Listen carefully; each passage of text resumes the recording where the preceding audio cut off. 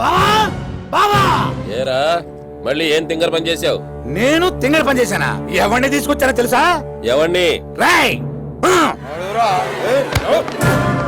ఎవడేడు? వీడెవడా? నువ్వెవరి కోసమైతే నిద్రాహారాలు మాని ఎదురు చూస్తున్నావో, నువ్వెవరి కోసమైతే పగ పగ అంటూ పళ్ళు నూరుతున్నావో, నువ్వెవడి చావు కోసమైతే ఎదురు చూస్తున్నావో అవన్నీ నేనెప్పుడన్నాను రా? నువ్వు అల్లయ్యలే బాబా, రైమింగ్ బాగుందని నేనే వాడాను. ఇందుకు నేను ఎవరిని తెచ్చాను తెలుసా? తెలుసా? తెలుసా? డబ్బింగ్ సినిమాలో లాగా ప్రతిదీ 3 సార్లు అరుస్తావేంట్రా? తెలుసా తెలుసా తెలుసా అని చెప్పేడిస్తే కదా తెలిసేది. ఎవడేడో? వీడే బాబా, భవానీ కొడుకు. పట్టురమ్మన్నావుగా, పట్టుకొచ్చా.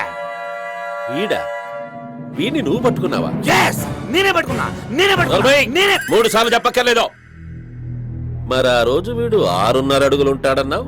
అదే నైట్ లో చూసా కదా బాబా, నీడతో కలిపి చెప్పా. నాకు డౌట్ గానే ఉంది.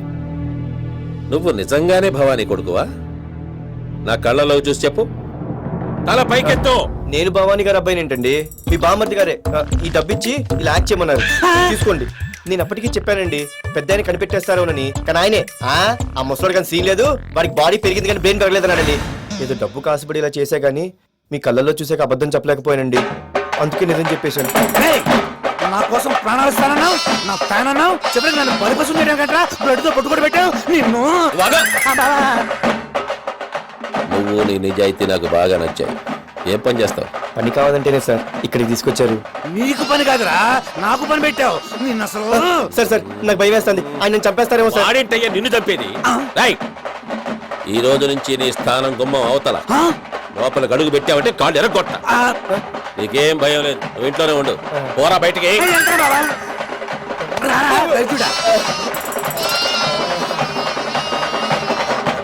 నిన్ను వదిలిపెట్టండి, నిన్ను వదిలిపెట్టను.